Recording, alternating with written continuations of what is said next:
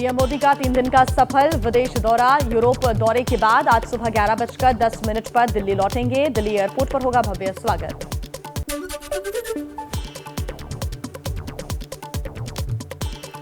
France के राष्ट्रपति Emmanuel Macron से पीएम मोदी की गर्मजोशी भरी मुलाकात। मैक्रों और मोदी गले मिले। रूस यूक्रेन युद्ध के बीच दोनों की मुलाकात पर दुनिया भर की नजर।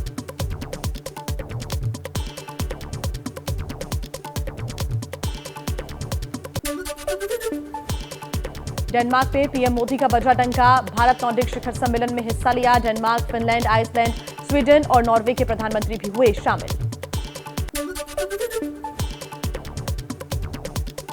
कोपेनहेगन में पीएम मोदी से मिली आइसलैंड की पीएम कैटरीन। जलवायु और मत्स्य पालन के क्षेत्र में सहयोग समेत कई We were talking about the climate issue, which is a core issue for the Icelandic government. We were talking about the possibilities of deepening the cooperation, the bilateral cooperation between Iceland and India.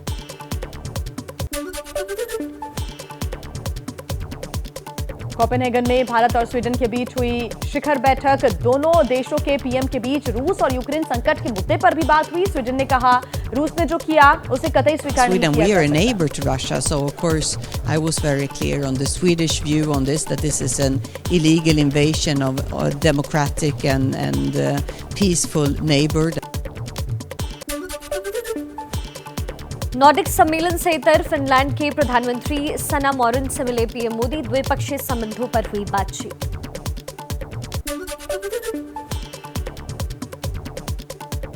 Rajasthan के जोधपुर के बाद अब भीलवाड़ा में तनाव। सांगानेर में एक समुदाय के 2 युवकों पर हमले के बाद लोग धरने पर बैठे। घायल युवक अस्पताल में भर्ती। घटना के बाद इलाके में भारी पुलिस बल तैनात। जोधपुर में हिंसा के बाद लगा कर्फ्यू और 2 दिन बढ़ाया गया। कल रात 12 बजे तक लोगों के बाहर निकलने पर रोक। इंटरनेट सेवाएं भी बंद रहेंगी। माहौल बिगाड़ने के आरोप में अब तक कुल 141 लोग गिरफ्तार। जोधपुर में शांति सद्भाव समिति की बैठक विफल। बीजेपी का भेदभावपूर्ण कार्रवाई का आरोप। बीजेपी के नेता विरोध में बैठक छोड़कर बाहर निकले। सर्किट हाउस में ही दिया धरना। जोधपुर की घटना को लेकर बीजेपी ने सीएम गहलोत पर साधा निशाना। कहा गहलोत को जोधपुर नहीं कांग्रेस के चिंतन शिविर की चिंता।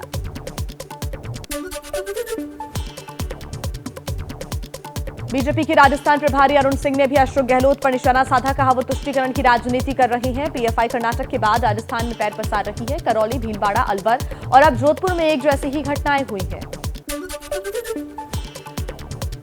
जोधपुर की घटना को लेकर एआईएमआईएम प्रमुख ओवैसी का बीजेपी और गहलोत पर निशाना। कहा केंद्रीय मंत्री का इतनी जल्दी जोधपुर जाना इस बात का सबूत है कि बीजेपी अपनी सियासत चमकाने के लिए किसी भी हद तक जा सकती है। महाराष्ट्र से सांसद नवनीत राणा और उनके पति रवि राणा की आज हो सकती है रिहाई। मुंबई सेशंस कोर्ट से कल दोनों को शर्तों के साथ जमानत मिली। कोर्ट ने कहा गवाहों और मीडिया से बात नहीं कर सकते, बुलाने पर देनी होगी हाजिरी। राणा दंपति की जमानत पर महाराष्ट्र के पूर्व मुख्यमंत्री देवेंद्र फडणवीस का बयान। कहा जमानत से उद्धव सरकार की मूर्खता उजागर हुई। ये सरकार की निरी मूर्खता थी और कोर्ट ने बेल देकर इस मूर्खता को उजागर किया। जाति प्रमाण पत्र मामले में निर्दलीय सांसद नवनीत राणा की अर्जी पर आज सुप्रीम कोर्ट में सुनवाई। पिछले साल जाति प्रमाण पत्र रद्द करने के बॉम्बे हाईकोर्ट के फैसले पर सुप्रीम कोर्ट ने रोक लगाई थी। महाराष्ट्र में लाउडस्पीकर विवाद को लेकर अब तक 8 केस दर्ज। 56 लोग गिरफ्तार। 7,000 लोगों को पुलिस ने नोटिस भेजा। 2300 के खिलाफ प्रतिबंध की कार्रवाई। मुंबई में लाउडस्पीकर पर हनुमान चालीसा बजाने वालों पर अब एक्शन शुरू हो चुका है। एमएनएस नेता संतोष गिरफ्तार। महेंद्र भानुशाली समेत कई नेता कार्यकर्ता तड़ी पार किए गए।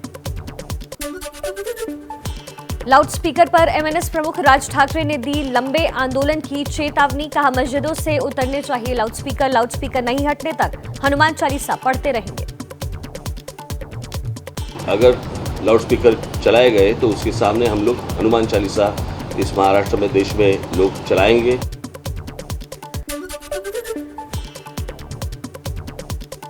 लाउडस्पीकर विवाद में शिवसेना सांसद संजय राउत का बीजेपी पर बड़ा हमला। कहा एमएनएस के कंधे पर बंदूक रखकर बीजेपी ने हिंदुत्व का गला घोटा। भारतीय जनता पार्टी ने जिस प्रकार की राजनीति राज ठाकरे जी के साथ शुरू की है, उसके लिए हिंदुओं के लिए काला दिन है। महाराष्ट्र में तकरीबन 1500 मस्जिदों और 1300 मंदिरों को लाउडस्पीकर की इजाजत दी गई। नियम के मुताबिक आवाज रखने का निर्देश। मुंबई पुलिस कमिश्नर ने धर्मगुरुओं से मुलाकात कर लाउडस्पीकर की आवाज 45 डेसिबल रखने और नए लाउडस्पीकर लगाने से पहले इजाजत लेने को कहा है। हनुमान चालीसा पर जारी सियासी घमासान पर मुंबई की पूर्व मेयर किशोरी पेडनेकर का बयान। बोली, हनुमान चालीसा के नाम पर महाराष्ट्र और मुंबई में दंगों के हालात पैदा करने की कोशिश की जा रही है। हनुमान चालीसे का आधार लेके महाराष्ट्र और मुंबई में दंगल जैसा परिस्थिति निर्माण करना, पक्ष के नाम में नवनिर्माण।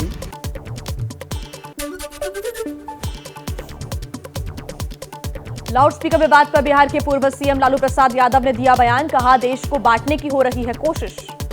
ये सब बहुत गलत बात है। ये देश को टुकड़ा करने के बराबर है।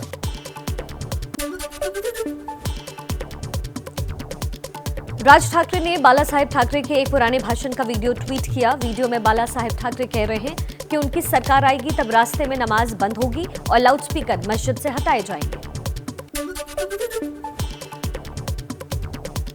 शिवसेना नेता संजय राउत ने राज ठाकरे पर कसा तंज। कहा, राज ठाकरे की हिंदुत्व की डिग्री फर्जी है। बिना नाम लिए उन्होंने कहा, जिन्होंने बाला साहेब ठाकरे को छोड़ा और उनके विचारों को त्याग दिया, वो हमें सीख ना दें। भाई, बाला साहब का वीडियो ट्वीट करके क्या वो दिखाना चाहते हैं? उनको क्या बाला साहब ठाकरे मांगते?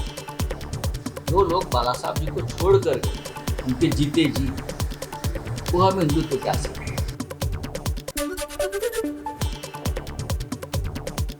कोरेगांव भीमा हिंसा की जांच कर रहे आयोग के सामने आज दर्ज होगा शरद पवार का बयान। आयोग ने समन जारी कर बुलाया है।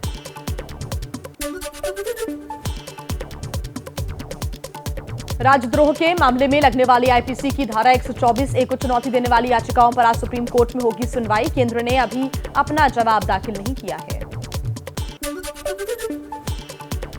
खरगोन से सांसद गजेंद्र पटेल का फिर विवादित बयान। परशुराम जयंती पर एक कार्यक्रम में कहा, ब्राह्मणों को ज्ञान के साथ शस्त्र भी उठाना चाहिए। अब समाज को शस्त्र उठाने की जरूरत। अभी कुछ दिन पहले खरगोन की भूमि पर हमने जो दृश्य देखा, उस दृश्य को हमने आज याद करना चाहिए कि हम ज्ञान की बात तो करते हैं, परंतु शस्त्र उठाने की आवश्यकता हमें है।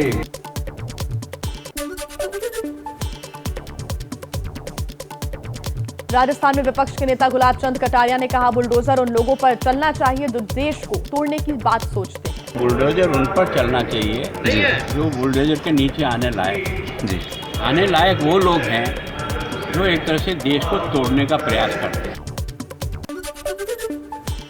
राजस्थान के अलवर में आज गहलोत सरकार के खिलाफ बीजेपी की हुंकार रैली। वसुंधरा राजे शामिल नहीं होंगी।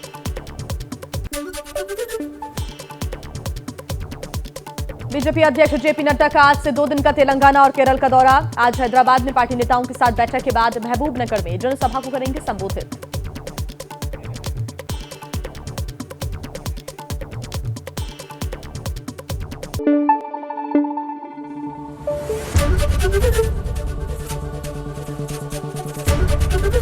एबीपी न्यूज आपको रखे आगे।